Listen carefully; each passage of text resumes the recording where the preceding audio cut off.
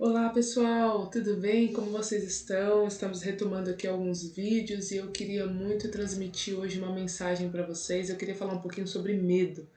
Nós estamos vivendo numa época, numa fase onde o medo tem predominado em todas as esferas da sociedade, né? Hoje nós temos medo de morrer por conta do vírus que está circulando fortemente por aí, mas a gente também tem medo de ficar desempregado, a gente também tem medo de não conseguir pagar as contas, de não ter comida na mesa. O medo ele tem sido propagado em todas as esferas da sociedade e em todo o planeta Terra de uma forma muito forte. E eu acho que nós temos que falar um pouco sobre isso, sobre o medo. Nós precisamos entender o porquê do medo, né? O medo natural, o medo quando ele passa do natural, mas acima de qualquer outra coisa, o que eu quero falar com vocês é exatamente como evitar esse medo. É como não viver de uma forma extremamente alienada em relação a esse medo. E eu queria deixar para vocês aqui um versículo que fala muito sobre isso. Ele está lá no livro de João, 1 João, capítulo 4, no versículo 18. Ele diz assim: no amor não há medo. Ao contrário, o perfeito amor expulsa o medo, porque o medo supõe uma ideia de castigo. E aquele que tem medo não está aperfeiçoado no amor. E nós amamos, né? Nós o amamos ou nós amamos a Deus por quê? Porque Ele nos amou primeiro. Né? Então vamos partir do princípio de que ele está dizendo que no amor não há medo. Por quê? Porque o amor ele confia. O amor tudo sofre, tudo supera, a palavra do Senhor também diz isso. Mas olha que interessante, ele fala que o amor não há medo. Pelo contrário, quando nós amamos a Deus, quando nós temos Deus como primazia na nossa vida, esse amor ocupa todo o espaço que antes era ocupado pelo medo. E aí não tem como o medo nos dominar. É claro que nós temos aquele medo de precaução, aquele medo de de uma nova atitude, de um novo recomeço, né? O medo, inclusive, ele é protetivo, né? Por que você não coloca o dedo na tomada? Porque você sabe que você vai tomar um choque. Mas nós não estamos falando desse medo protetivo, nós estamos falando do medo que tem assolado o mundo. O medo, o pânico, sabe? As pessoas elas têm se enclausurado dentro de casa por causa desse vírus, por causa de uma ordenança do governo. Mas não é só a questão de você ficar em casa para se proteger. Você fica em casa para se proteger, mas dentro da sua casa é lá que o medo está habitando. Por quê? Porque você liga a televisão e 24 horas o noticiário só passa desgraça. Você abre as redes sociais, aparece um banner gigante. Hoje completou não sei quantas mil mortes pelo Covid. Então você entende que dentro da sua casa você acha que você está protegido, mas dependendo do que você coloca lá dentro, você está sendo altamente contaminado. Então, como é que você vai fazer para que esse amor lance fora todo medo? Como é que esse medo vai embora se o que você coloca para dentro de você são só coisas que vão te trazer medo? Você liga a televisão o tempo todo. Eu até vi uma charge na internet, uma pessoa desesperada olhando para a televisão. E agora? O que vai ser da nossa vida? E aí a outra pessoa vira para ele e fala assim, é simples, pegava o controle remoto e desligava a televisão. Porque, infelizmente, a nossa mídia está contaminada. Nós temos uma mídia que poderia ser muito boa para nós, mas ela está altamente contaminada. E a intenção da maioria, eu posso dizer que 90% da mídia, né, salva-se algumas coisas, algumas emissoras que querem realmente transmitir a informação verdadeira sem manipulação, são poucas. A maioria da mídia ela quer manipular a gente para que a gente ande de acordo com o que eles querem. E nós temos que entender que se nós deixarmos a nossa vida ser guiados por eles, nós depois não vamos poder reclamar, não vamos poder depois questionar a Deus e nem a sociedade do que está acontecendo conosco, porque nós estamos deixando a mídia nos guiar, nós estamos deixando a mídia determinar, e a televisão e os jornais e até as redes sociais em alguns pontos também, o que vai ser da nossa vida. Agora você precisa entender que para não viver essa vida assombrada pelo medo, você precisa o quê? Ter o amor de Deus sobre a sua vida, porque a Bíblia está dizendo que é o amor que lança fora todo medo. É o amor de Deus que lança fora todo medo. Por quê? Porque quando nós atraímos e quando nós nos enchemos do amor de Deus, nós confiamos. E quando nós confiamos, nós descansamos. E quando nós descansamos, toda ansiedade, todo medo, todo pânico vai embora. Então eu queria deixar com vocês aqui alguns conselhos muito breves em relação a isso, para que vocês não tenham medo, para que vocês não vivam essa vida altamente ansiosa, preocupada, sabe assim?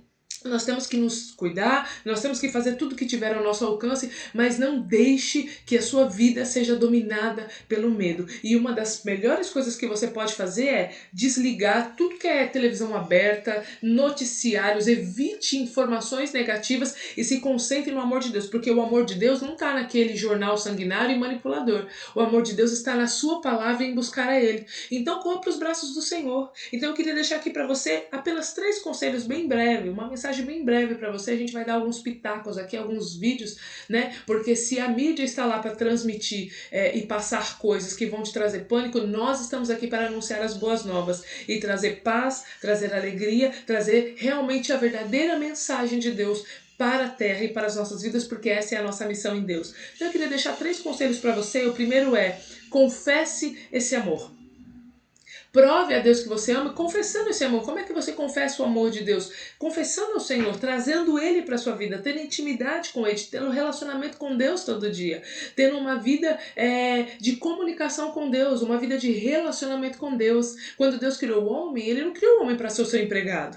Ele não criou o homem para ficar vagando pela terra. Ele criou o homem para se relacionar com Ele, porque Ele queria um amigo. Ele queria alguém para se relacionar. Embora Ele fosse Deus, né? Embora Ele fosse o Deus Todo-Poderoso e não precisasse, não sentisse falta de nada, mas em algum momento Ele sentiu falta de se relacionar com o homem.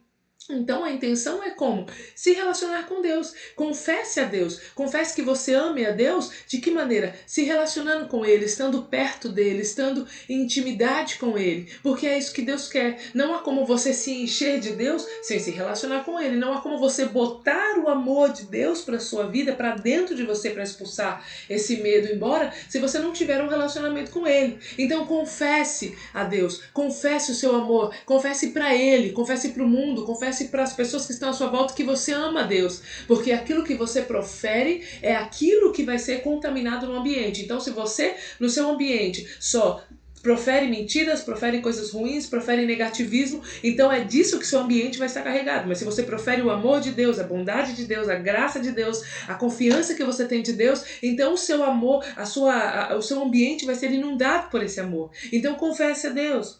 Segundo, seja justo. Olha o que ele diz aqui no próximo versículo que a gente leu. A gente leu o 18 e 19, 18 e 19 e olha o que diz o 20. Se alguém afirmar eu amo a Deus, mas odeia o seu irmão, ele é mentiroso. Pois quem não ama o seu irmão, a quem vê, não pode amar a Deus que não vê. Entende?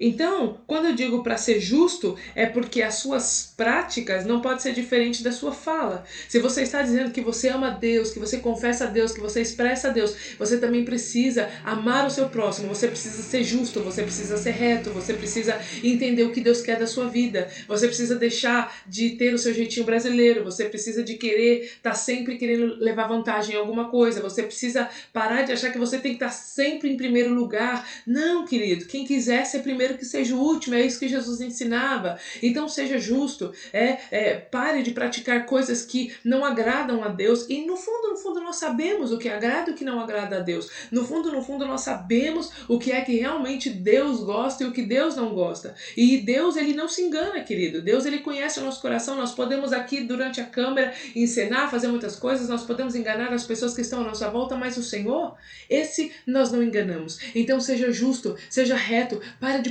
praticar a maldade, para de praticar a injustiça. De repente você vira e fala assim, mas eu não roubo, eu não mato, eu não faço nada que seja tão ruim assim. Mas a Bíblia fala que quando você odeia o seu irmão, quando você fala mal do seu irmão, você também está falando mal de Deus. Você não está praticando a justiça. Então nós precisamos entender que Deus, ele não tem um mediador de pecado. Para Deus tudo é pecado. Roubar um mercado, assaltar um banco é pecado, mas falar mal do meu irmão também é pecado. Proferir mentiras e criar contendas, isso também é pecado para Deus. Então nós temos que ser justos e ter as características de Deus, porque se nós temos o amor de Deus ele lança fora todo medo, mas o amor de Deus lança fora também tudo aquilo que não presta. Então comece a analisar na sua vida o que é que você precisa deixar, o que é que você precisa abandonar, que Deus de repente está aí reprovando na sua vida. E por último, querido, confie no Senhor de todo o teu coração.